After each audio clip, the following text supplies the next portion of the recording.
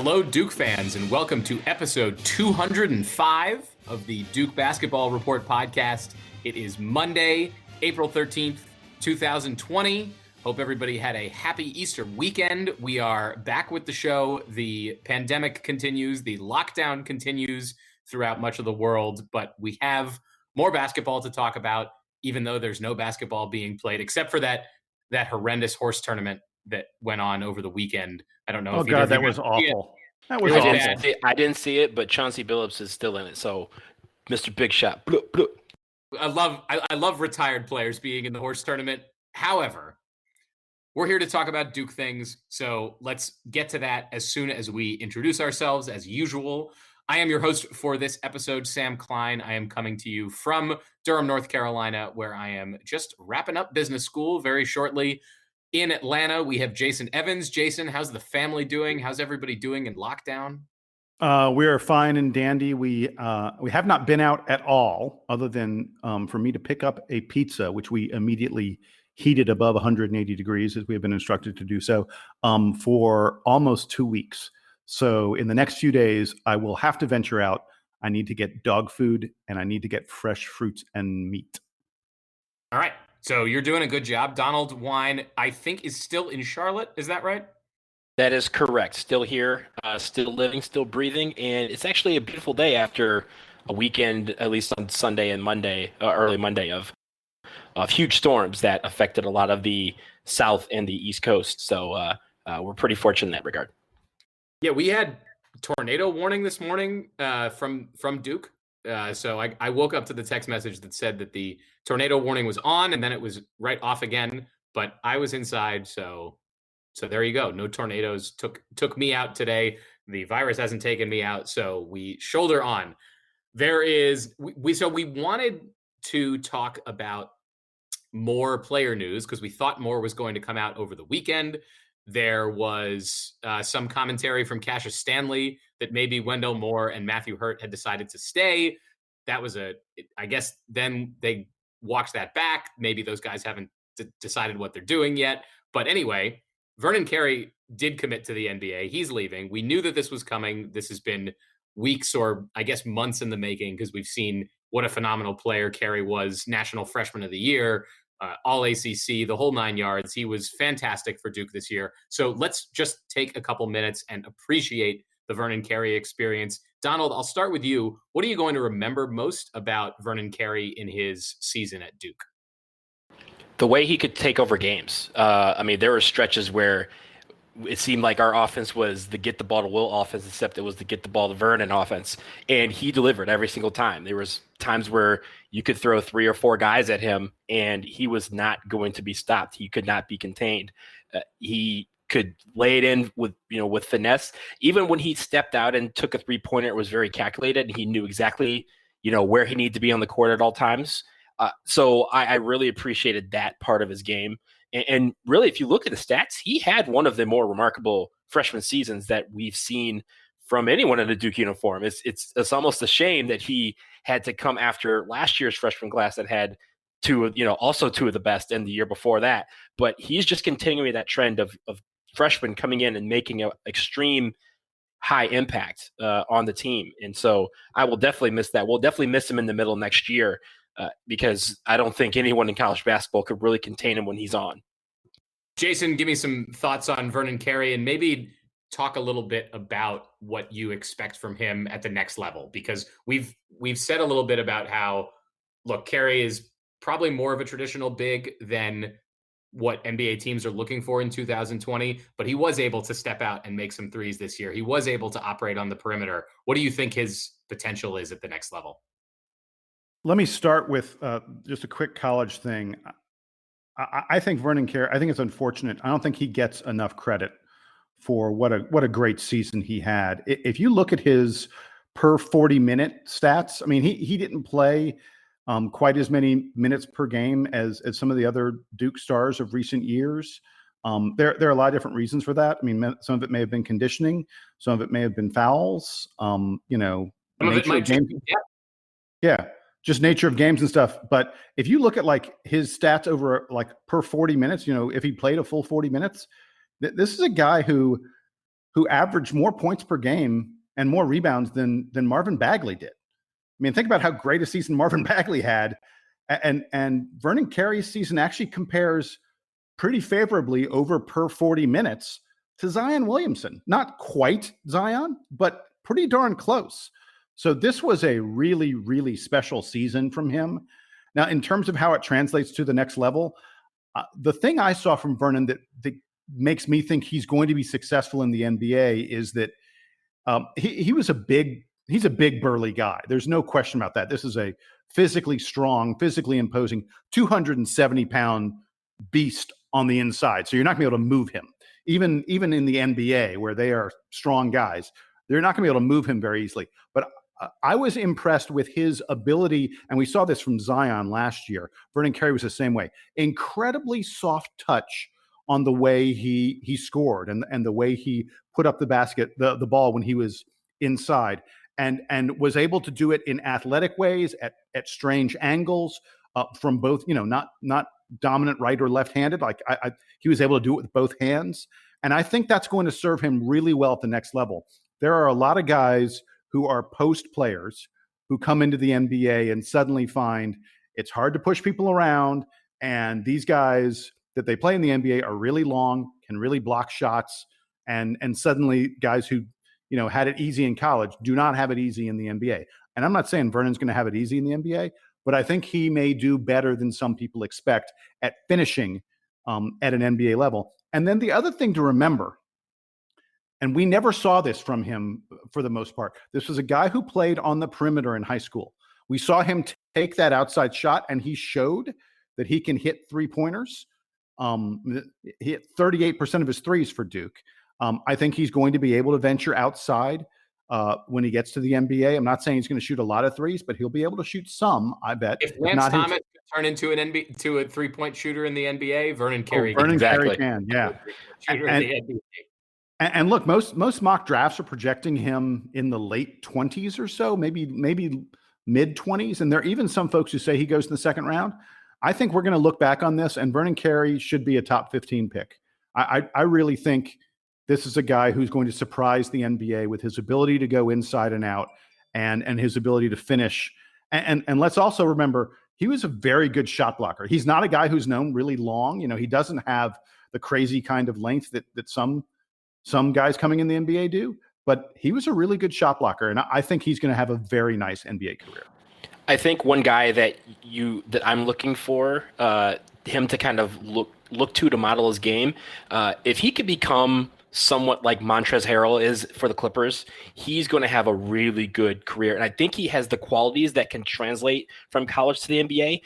He's probably going to have to become more not necessarily efficient, but he has to slim down a little bit, but really just get that conditioning going, because Montrezl Harrell's motor is going all the time. And we saw that for a lot of stretches from Vernon Carey. And when he did that, that was when he was unstoppable. If he can proceed to do that for 35 to 40 minutes a game, he's going to be that Montrezl Harrell type of guy that while he's a big man, NBA teams will covet. I think, especially early in his career, we're going to see Vernon for like 15, maybe 20 minutes a game. I don't think he's going to be a starter right away. I'm not saying right away, but I think eventually if he can model off that, because remember, Montrezl Harrell didn't just walk into the starting lineup when he got into the NBA. It took him building up to that point. In college, though. Yes, he was absolute beast. We remember Duke having to play against Montrezl Harrell. How awesome! Talk about like guys that you never wanted to see. Like it was always like, man, we have to play Montrezl Harrell again. Like, please stop. Like that guy was a man in college. Donald, I think that's a great comparison, because we've done a lot on this show talking about the comparisons between Vernon Carey and Jalil Okafor, given that they appear to be friends and that Okafor was sort of coaching Carey over the summer and getting him ready to go to Duke. But yeah, there are so many NBA big men now who are in that 6'10", 6'11", 7-foot range and are thick like Carey is, but who can still run the floor. And you have to be skilled in all those ways to succeed in today's NBA. And I think, as we've said, his conditioning is probably not there yet, but he's probably not expected to be a 35-minute a game player. So he should grow into that role. He'll be playing, more games a week next year and traveling traveling a lot more than he was at Duke. But I think you'll see all those things improve from Carey. And we know from this season at Duke and from talking to him that he's very mature about the way that he thinks about his game. He always looks very focused, and you can tell that he is working hard on lots of different aspects of his game at once, and that progress is manifesting even during the season. And let me close really quick with this. The key for him is going to be defense. In the NBA, you don't get on the floor if you don't play defense, unless you're someone who's just an unbelievable shooter from the perimeter. There are a couple guys like that, but for the most part, you don't play if you can't guard someone. And so I think it's going to be really, really important for him. We talk about working on that conditioning. Part of that conditioning is getting quicker. Taking some of the weight off and replacing it with some fast twitch muscle. And I think that's going to be the determinant as to whether Vernon Carey is able to make the leap from a guy who plays a little bit to a guy who plays a lot. And I think we saw flashes of it at times at Duke. I mentioned he was a really good shot blocker. And in general, I thought he was a good defender. And he's going to have to carry that over. That is the key. And that's the key thing to look for as we see whether or not he becomes another very significant Duke player in the NBA, which I think he has the potential to do. So as we say farewell to Vernon Carey and hope that the NBA draft happens at some point this summer and Carey ends up on an NBA team, we're going to look back now and have a conversation with a great Duke big man from the past, a man that I think most of our listeners, hopefully all of our listeners, are familiar with. That's going to be Carlos Boozer. He obviously was at Duke for the 2001 national championship team, played with Chris Duhon, who was recently on the program here. So we're going to take a quick break and catch up with now ACC Network analyst Carlos Boozer.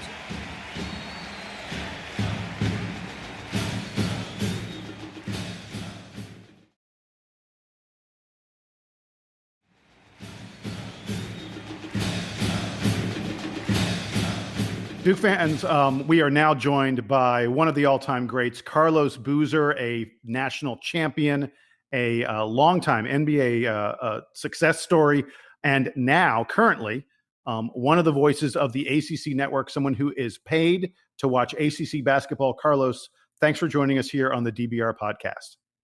Hey, guys, I feel like I'm stealing money, man. I get to watch great basketball, and they get to pay me to do it. It's incredible, man. How you guys doing? We are great. And I'm going to let Donald start things off. He was in school the same time you were. So we're going to start with a few questions about life at Duke back in the early 2000s. Okay. All right, Carlos, this is Donald. Again, thanks for being on. I'm a couple years younger than you, so I was able to witness the greatness that was 2001. But let's start first off. You came to Duke in 1999. The program had just missed the national championship the year before, arguably his best team to not win. What was that transition like? You came from Alaska to the ACC. What was that transition like? And did you receive any tips from the Alaskan assassin on how to shorten that learning curve? Yeah, I mean, I was fortunate, man. I got a chance in high school. First, my dad was my first coach, and I got a really great coach in high school named George Houston, who's terrific, just teaching the game of basketball and the fundamentals and motion offense. And then travel basketball was just kind of starting out when I was in high school. So AAU was very new to everything, very new to me.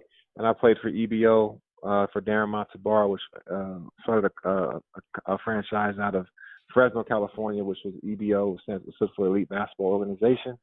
And we were loaded. I mean, me, Deshaun Stevenson, Matt Barnes, Ray Young, Drew Gooden, Brett Nelson. We had a ton of guys on the team that ended up becoming pros. And we traveled around since I was like a 8th grader all the way to my senior year of high school, playing against great competition. So I was used to playing against the top competition in the country at the high school level.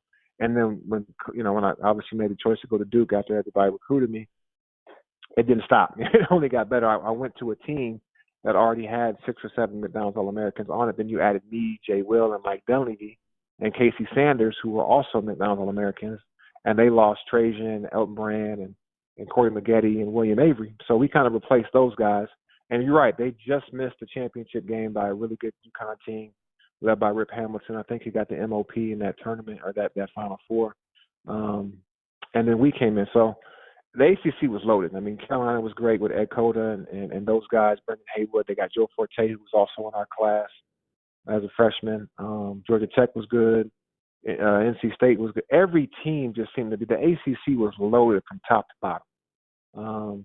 And so, it was one of those things where we just got thrown into the fire. We had to be great right away because at Duke is championship or bust. There is no honorable mentions. There's no in between. Like we go there to play against the top competition, to be a part of that Duke UNC rivalry, to play for a legendary coach, probably the best coach in college basketball, one of the best coaches in sports, period, and Coach K.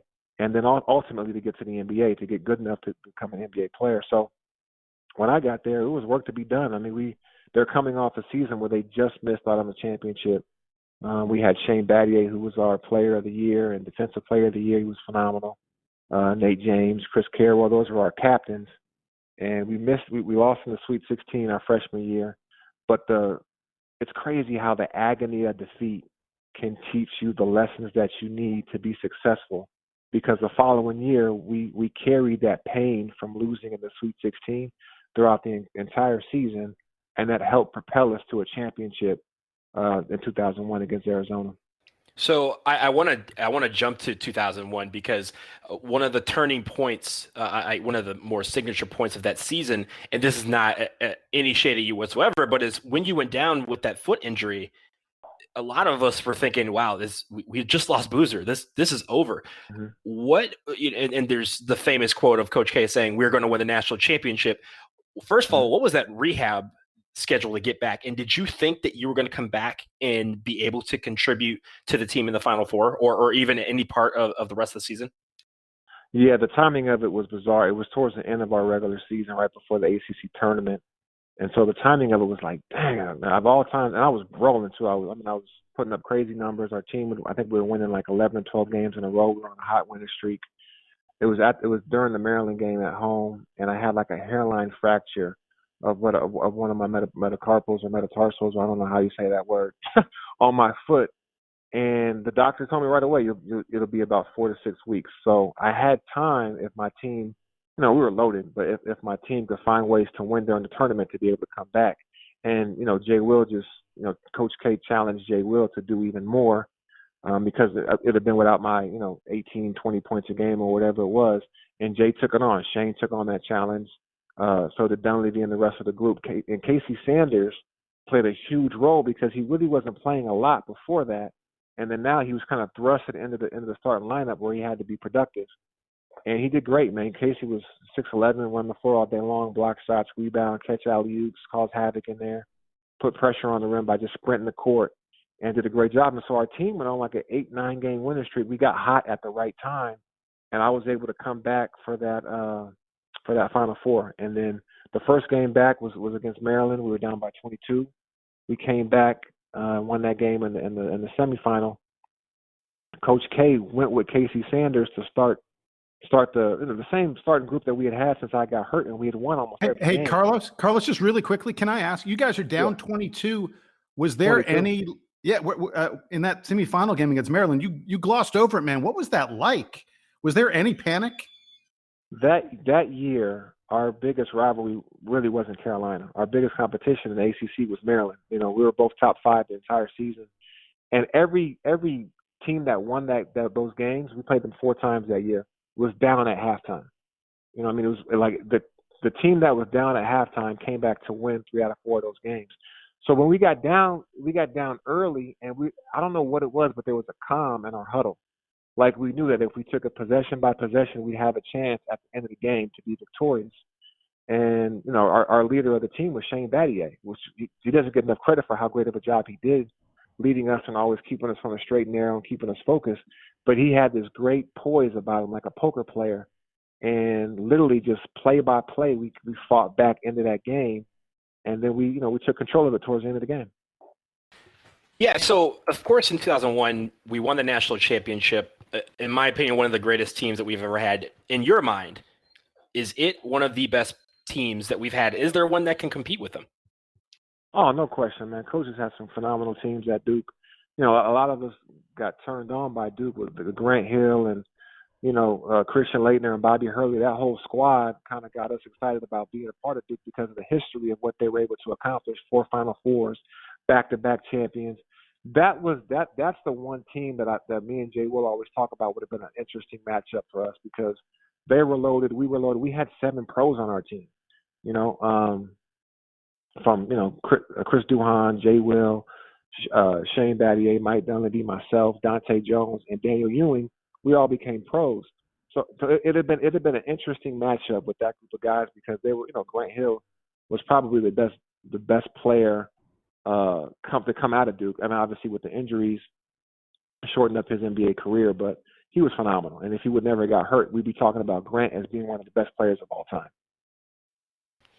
Okay, so last game of your college career, we're playing Indiana, 2002. We've had some people on the show that were a part of this game. They give different takes, but were you fouled? You know what? I don't even know. We were down by 4. Jay Will made a miraculous shot from the top of the key, got fouled, went to the free throw line to tie the ball game up to give us a chance to go to overtime, misses the free throw. I don't even know how I ended up with the ball off that miss of that free throw. Got the ball, went up. I have. What's funny? 18 years later, or whatever it's been, I still haven't watched the replay of that play. I don't even know. I was going to ask if you'd ask the replay. We thought we had a real chance to repeat. We're up 19 that game and had a chance to win that game, but we fell short, and then that ended our chance to repeat as champions. All right, Carlos, I want to transition now to your professional career. You obviously played in the NBA for a long time, but coming out of Duke, you were a second-round pick. You came out after 3 years. Did you have a Draymond Green style list of all the guys that were drafted ahead of you that you knew you had to be better than to prove everybody wrong, or were you just taking your lumps and seeing what opportunities were ahead? Yeah, it's funny. When most people do their job interviews, they get silently turned down. You know what I mean? Like, we'll call you, and you never get a call back. But nobody ever knows that you were on the job interview. When you go to Duke and you have a great successful career in college, and the draft comes up, everybody watches you drop and drop and drop and drop and drop. And so I'm like, what is going on? I'm calling my agent. What's because I was projected to be drafted between 10 and 19, like in that, late lottery, right just before the back of the first round.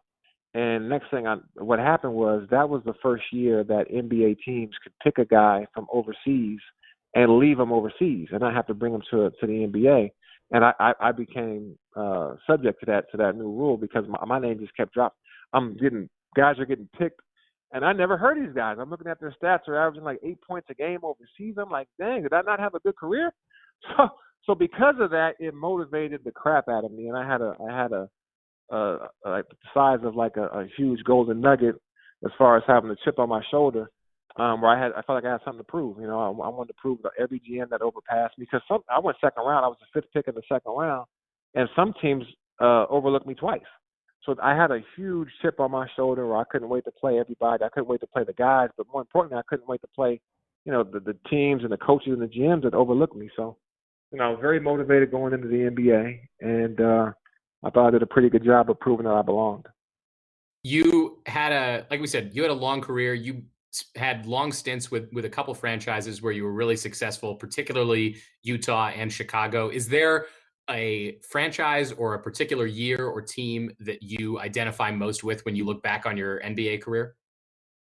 Yeah, a couple of them. When I went to Utah, Coach Sloan gave me the opportunity to really shine and become a star. And so I became a 2-time NBA All-Star in Utah, partnered up with Darren Williams, who was also one of the All-Stars with me.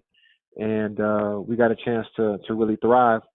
And then when I went to Chicago, it was more of a team. Like that team was built around Derrick Rose, where we had All-Stars at each position.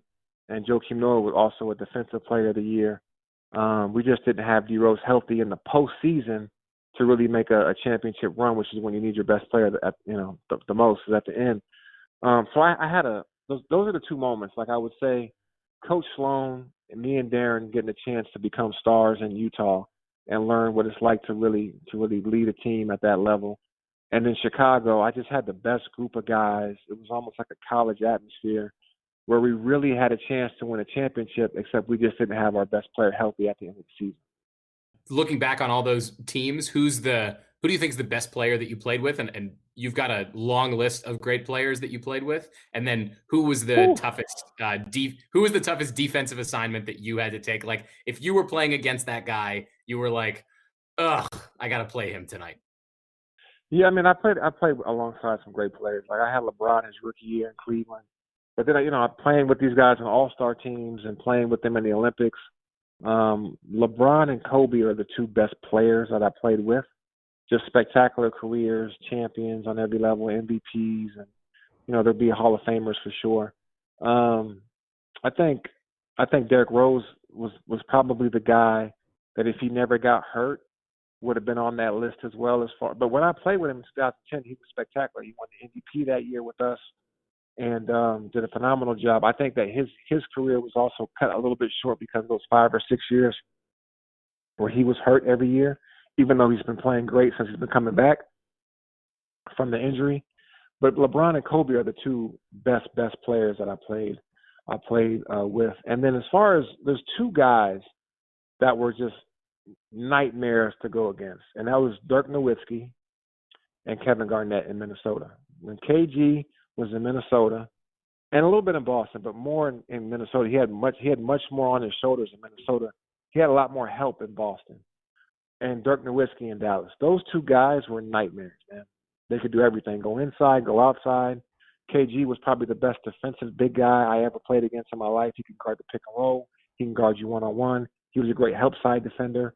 He could score on the block from the perimeter. Great passer, great shot blocker. Dirk Nowitzki had every move that guards have, but he was 7 feet. He could take you off the dribble. He could shoot behind the line. He made his free throws. He was those two guys were nightmares. All right, so Carlos, after the NBA career ends, you have this new career now as an ACC analyst, and God, like we said, I'm incredibly jealous that you get to do this. Hey, we never got to see an ACC tournament. We never got to see the ACC teams play in the NCAA tournament. Put that analyst hat on for me. Tell me how you think the ACC tournament would have turned out. And then after that, I'm going to ask you a little bit how you think this Duke team would have turned out if we'd gotten to actually see them in the postseason. But start with the ACC tournament. Yeah, I mean, it would have been great, man. I mean, we had like the first couple of days out there. We didn't really get down to Thursday, Friday, and Saturday, because that's when the virus really hit prominently and then everybody got sent home. But no, the ACC was great this year. So many great stories. Louisville did terrific. Florida State winning the ACC was magnificent. The job that Leonard Hamilton has done down there has been tremendous. It seems like they have 7 or 8 guys who are just the same. Like they're both 6'7". All of them are 6'7", 6'8", extremely athletic. They can switch everything. They're very, very good. And then Duke had a great year as well. They overcame a lot. They were very young, huge ceiling, and a couple of surprise teams that popped up as well. Virginia was able to sneak in there. I feel like it would have been a great ACC tournament. I think that if I had to pick a team, I think Florida State had the momentum going into the tournament. But Louisville was very good with Jordan Nwora leading the way. Trey Jones really stepped up huge for Duke, being Player of the Year and Defensive Player of the Year in the ACC. He would have led that Duke team probably to the championship game, and we would have watched one hell of a championship game. But it was a fun year in the ACC. All right, so talking about that Duke team, how do you think they would have done in the NCAA tournament? You mentioned they were really young, but by the end of the season, these freshmen are pretty much sophomores at that point, right? Yeah, I agree. No, they did well. I mean, obviously, depending on their lineup and their matchups and who they played against, because the tournament is really about matchups. You may play a team that you've never really watched on TV, but they match up well against you, and they got juniors and seniors that stayed in school, so you're playing against men, to that degree when you're a freshman. The Duke team really grew up. Like Vernon Carey Jr. really blossomed throughout the course of the season. I thought he did a great job of manning down the paint, scoring and rebounding and blocking shots. I think Cassius Stanley was like their X factor to me. Trey Jones and Vernon Carey Jr. showed up every night. They were terrific every night. And I felt like Cassius Stanley was that guy that could take them from losing any game to winning every game. If he had a big game, they were almost virtually a lock in to win. And if he struggled offensively, they could lose any game. He was like that third guy, like the barometer for that team to see if they were going to have a successful night. All right. So, Carlos, there is one thing that we do with every former Dookie that we have on, and this is it. We're about to set you free after this.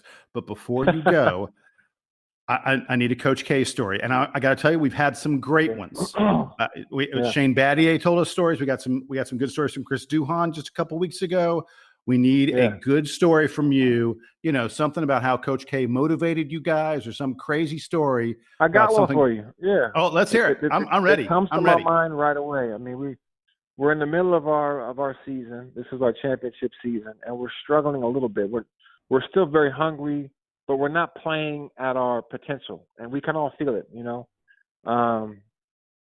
we lost a game at Clemson. I think it was Clemson, or either Clemson or Florida State. A game that we all felt like we should have won, but we lost. Come home and we got, Maryland, who was like I said, that year we won a championship in 2001. Maryland and us matched up very well against each other. They were very good. We were very good. So we have them coming into our building. And Coach felt like we weren't in attack mode. Like we weren't – the game that we lost to either Clemson or Florida State prior to this Maryland game, he felt like we were very passive as a group, collectively.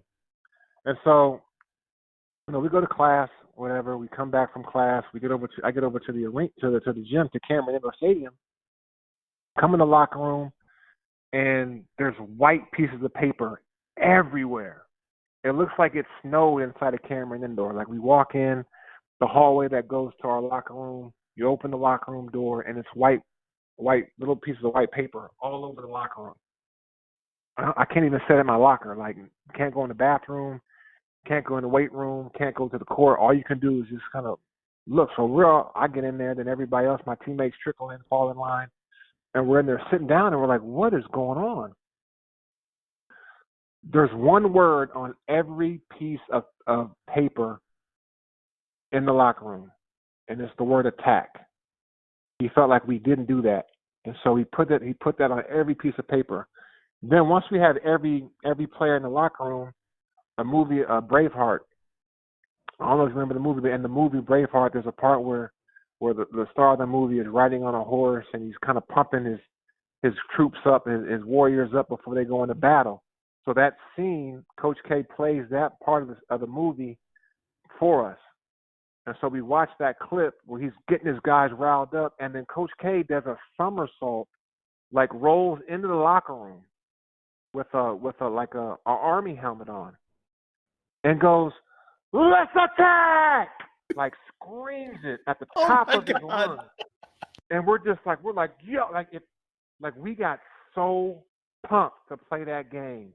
Like our head coach, Hall of Famer, has coached countless pros, has the veracity and the imagination to come in here and motivate us for this one game during the regular season to get us back on track. Does a roll somersault almost into the locker room and screaming at the top of his lungs at 55 or 60 years old to attack. Now we got so pumped up, we went out there and smashed Maryland by like 25 points, bro. I love it. By the way, survivor of what? At least one back surgery to that point, and then he had 2 hip surgeries after. He had 2 hips, right. yeah. And that's a great one, I believe. Yeah, Coach K. As far as motivating, Coach K is he's at the top of the list, man, for me. As far as coaches that motivate you, he's phenomenal. Well, that is a good one. Thank you, sir. You have succeeded in your task. We can now set you free. And by the way, we're going to have you back in the fall. Anytime. I'll have more time. When the ACC starts up again, we're going to have you back on, man, because like we say, you get paid to watch ACC basketball. We want to pick your brain. Anytime.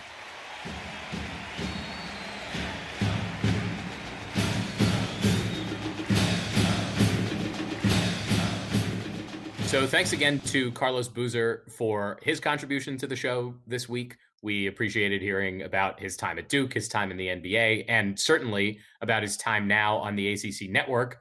Hopefully we'll have him back, as he said, sometime in the fall when the ACC season gets going again, so that we can get his thoughts on all the rest of the teams that Duke is going to be playing next year.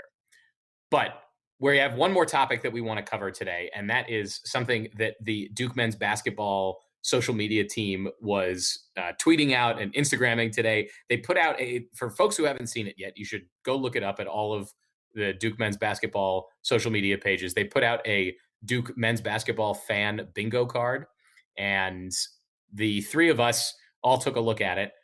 And I think we ended up with I'm only missing 3 of the of the items in the bingo card. Jason, I think, is only missing 3, and Donald is maybe missing 4. But can we wait? So yeah, so we have a lot of bingos. There's a lot of bingos, but I'm gonna start with a little controversy. I think I got 7 bingos.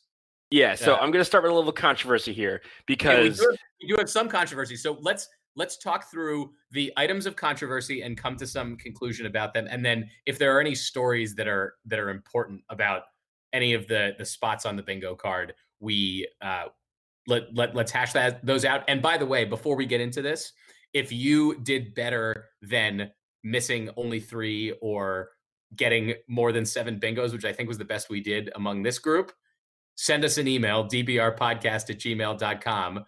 We would love to know about how you are bigger Duke fans or have been to more impressive Duke games than we have, because we think that between the 3 of us, we're doing a pretty good job. So Donald, what do you have?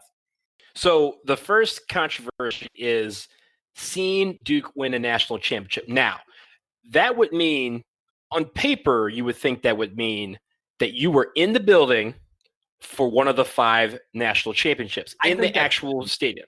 However, yeah, it's got to be in the building because it's. However, wait, let me finish. All right, so Donald has probably the excuse for not being in the, or he was probably in the second best place, which is where. Yeah. If you are a student and you were able to watch the game in Cameron Indoor Stadium, I consider that watching Duke win a national championship, because that is the only time that we can storm the court, as Coach K would say. So I have stormed the court at Cameron. And here's the thing, though. As a student, I mean, it's a little different now because they have student tickets that are a lot cheaper. Back when I was in school in 2001, those tickets were $500 real American dollars, not food points, real American dollars. And if you don't have $500 real American dollars, you weren't going to the game. You couldn't pay for those on points. I tried. Trust me, I tried. But I would say, as a student, if you were a student and you were not going to the game and you were going to Cameron, where you could indeed be one of those few to rush the court at Cameron, I consider that being a part of the national championship, and that's why I counted it. So I'm trying to put this into my own context, because I was a student in 2010 when Duke won the national championship. My roommate and I that year were both very big fans, and we had this whole set of elaborate you could call them traditions, but they'd probably more accurately be superstitions about watching all the away games, because we went to all the games in Cameron. We'd watch all the other games in our room, and we had like a seating arrangement. We had certain food. We had certain people who could come in. So for the tournament, we just kept it that way. And it's not crazy if it works. We watched all the tournament games in our room. And so we did that for the national championship. Everybody else went to Cameron Indoor. We had like 5 or 6 guys in our room who watched the game, just the small group of us. And then we ran to the quad to celebrate with everyone, because we were on West Campus anyway. So I'm trying to think because I went to the national championship game, as listeners may remember, back in 2015. I know Jason's been to one of them. So 1992, baby. 1992. Minneapolis. I was at the Final Four game that never happened. So I should have been at a national championship game. I'm trying to. Mecca Okafor took it from me. Jonathan, I'm trying to put myself into your shoes and thinking, would I say that I've seen Duke win a national championship if I just had my experience from college and not the 2015 experience? I'm leaning towards yes. I feel like you got a uniquely Duke version of watching the team win the national championship, and then you got to cross off another bingo square just a few minutes after that by going to burn benches on the quad, I assume. Absolutely. And I actually have a VHS of that day. Yes, that's how long ago it was. I have a VHS of that day that I recorded on my big ass camcorder. You should convert that. I should try. I had to go to my parents' house and find it, but I do have it, and it does feature national champion Andre Sweet in it, because Andre Sweet, as many people do not remember, was suspended for that game, and so he watched the game with us in Cameron. He was back on campus. He was on campus. Right, he eventually transferred to Seton Hall right after that. So does Donald get credit for that one? Uh, Honestly, I'm taking credit for it. I'm gonna grant it. I'm gonna grant it. I Right. think So now we're all tied at 3. Yeah. At missing 3. Jason, do you have any either controversies or items on the bingo card that you wanted to highlight? Yeah. So first of all, I sort of thought I was only missing 2. I want to know the definition of a Stone's brother dagger, because what game were you considering with that? Yeah. So I was thinking of the Georgia Tech game earlier this year, and Trey hit some huge shots down the stretch, including ones when the game was tied, with less than 2 minutes left, and he hit the go-ahead shot, and then he drained a bunch of free throws. I mean, Trey won the game for us. I feel like the lasting highlight from that game is Cassius Stanley's dunk. So yeah, but that was no. We don't win the game without Trey hitting the shots down the stretch. We don't. We just don't win the game without Trey hitting. Donald, what do you think? But I would agree that's not quite the same as his big brother against Virginia, or the NCAA championship, or especially Trey against UNC.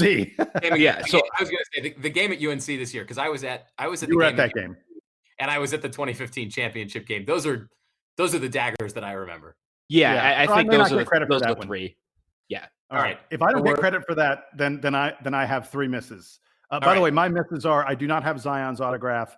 I don't own a pair of Kyrie's, and I guess I've never been in person for a Stone's brothers dagger, because what he did against Tech doesn't count. So right, my Donald, 3. you missing now? I'm sorry. So my 3 that I missed were: I haven't seen a Stone's bro dagger in person. I do not have Zion's autograph yet. And I don't have a pet, so thus I don't have a pet with a Duke theme name. And when Sam brought this to me on Instagram today, I did mention, damn, Jason's going to get us because he has Cameron. I got Cameron. I'm missing the pet as well. I doubt that I'm going to be crossing that one off anytime soon. I don't have Zion's autograph. I'm not a big autographs guy, so I'm not sure that I'm going to. Yeah, neither am I. Yeah. Get that one in. Although, I mean, sometimes you get gifts from people or something. I'm more of a picture guy. Like, take a picture with them, and I like pictures. So there's one of the squares on the board is about taking a picture with old Duke players, and I got a lot of those. So those are good. And I also don't own a pair of Kyrie's. I don't envision myself buying a new pair of basketball shoes anytime soon. So those are the 3 that I'm missing that I probably won't make up anytime soon. I'm trying to think which one of these is the one that I'm. Wait. I want to know. So one of the tough ones is made a basket in Cameron. I want to know how you. So I'll tell you how I've made a bucket in Cameron on multiple occasions. One is, we used to break into Cameron when we were camping out in line back in the 1980s. We would break in and play basketball at night. We didn't do that often, but we did it a couple times. But the real way I've made a bucket in Cameron was in 1987. They had tryouts for walk-ons. Like, they just said, anybody who wants to come try out to be a walk-on on the team. And those tryouts were in Cameron. And I played out of my ass. I played the best I've ever played in my life. And they sort of cutting us down. There were about 40 or 50 guys who were there at first, and they cut us down to 10. And I made that final 10. And let me tell you, there were 9 players on the floor who were way, way better than me at that point. But I made a basket in Cameron with Coach K watching during the tryouts. So I think that's pretty good. Donald? So I was headline monitor in 2003, 2004, as many of you guys out there know. So I didn't have to break into Cameron. I just walked in the front door. So anytime during tenting, which is back then was a 3-month affair, whenever I just wanted to blow off some steam, I would just go in there and shoot some hoops. Whenever when there wasn't the basketball teams playing or practicing in there. But I did get to actually dunk in Cameron. I had a boost, but I did dunk, and there is photographic evidence of me dunking. So I do have that. I think we might need to review the tapes on that one. Mine, I've been in Cameron a few times where people were like playing pickup, because sometimes they'll let, especially like IM games will happen. But I specifically remember getting pulled out of the crowd, like out of the student section, either when I was an undergrad or right after I graduated, maybe, and I was in the student section because I had snuck in. But they pull out a handful of students to do like musical chairs where they also have to make a basket. So it was during a basketball game when I was playing musical chairs and had to run up and like make a layup and then run back and sit in the chair. And I think I came in second place. So that's pretty good for somebody who otherwise has pretty limited athletic ability. All right. Nice. Really quick. There was a Yeah. couple on here that I thought were, other than the, make a basket and Cameron, sure. that I thought were two that I was really glad that we all got, but also one that I think people will slip off on. One, obviously, meeting Coach K. I think it's great that we all have met him in real life at some point, which is something what are the circumstances there for you guys? For me, I met him. He came up in line and just chatted with those of us at the front of the line in 87 or 88. I forget when. He did it a couple times. So that's when I've met him. How about you guys? So for me, I met him first when the night I became headline monitor. We had a big meeting because Kville the year before was one that was just off the rails, and people didn't really like the old headline monitor. So Coach K actually came to my meeting and was like, "What do you need from me? How can I help? I want to make this right and really get the players and the team behind." So I got to converse with him quite a bit my senior year. When it came to stuff in Cameron programming, he basically gave us the whole run of the place, and that was really the start of Kville programming. In just during tenting season. So that was really like I got to interact with him quite a bit in that. I didn't get to go up to the top floor. I didn't get to press the button, but hey Donald, admit it. When you get made headline monitor, there's a whole ceremony with cloaks and like paddles and things like that. It's that kind of thing, isn't it? You guys cloaks speak in and special paddles. language. Nah, we don't do that. What Special languages. We don't do that. Yeah, no, we don't do that. Your name's on there too, man. You know what I'm saying? I don't know anything about that malarkey. I guess I've talked to Coach K a couple times.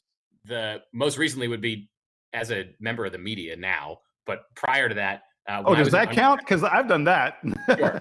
As an undergrad, they brought all the freshmen into. I think they do this every year. They bring all the freshmen into Cameron to sort of show them around, and they teach them some cheers, and then they bring the team out and introduce the team. And they had my year. They had a practice, so they let the freshman class watch the basketball team in practice. And I was sitting in the front row, and they had handed out pizza to everybody. And Coach K was kind of loitering at the bench, like right in front of where I was sitting. And I got his attention. I was like, "Hey, Coach, do you want a slice of pizza?" And he turned around to me. He goes, "No, thank you." And I was like, "All right, well, now I've talked to Coach K." So I think that's sufficient for the purposes. That's sufficient. He responded to a question. I think that's called conversing with somebody. I just asked him, right? And all my friends around me were like, "Why did you do that?" And I was like, "Because I got to talk to Coach K." What do you mean? This is very here's obvious. The thing. 18-year-old. The one thing, shifting gears, the one thing that I thought that was going to slip some people up, this was a great one, and it's really low key great. Who the people's champ is? There are some people who are probably Nolan. like, everyone knows Nolan. Everyone knows that. Well, I think it was enough where some people were probably like, the people. Oh, who is that? But it's funny because like literally like 3 days ago was his birthday, so they shouted him out. So if you just watched the Twitter in the last like week, you would have known that answer. But I think it was enough that people probably slipped up like, I don't know who that is, so I probably haven't met him or know who he is. I'm not in the suit anymore, but you guys can both take credit for giving a high five to the Blue Devils since you've both shaken my hand. So I'll give you that one. All right, yes. we will wrap the conversation up there. This has been a fun episode. We had a little bit of news, we had a little bit of interview, and we had a little bit of fun stuff to do. So the next time we get together, not exactly sure when it's going to be. I imagine that we will be discussing the decisions of Matthew Hurt and Wendell Moore, because hopefully that news is coming out soon. Obviously, if there's any other interesting roster news, we'll get on and talk about that. We're working on some more guests that we're hopefully going to have on the show, because of course there's no real basketball coming anytime soon.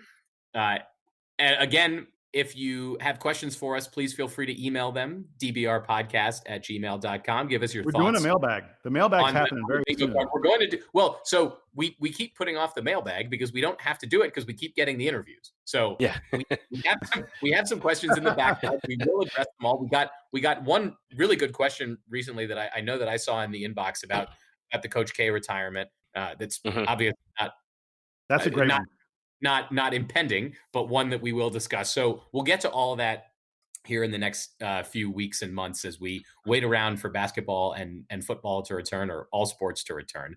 So in the meantime, dbrpodcast@gmail.com. We'll be here. We'll come back. We'll talk to you again soon.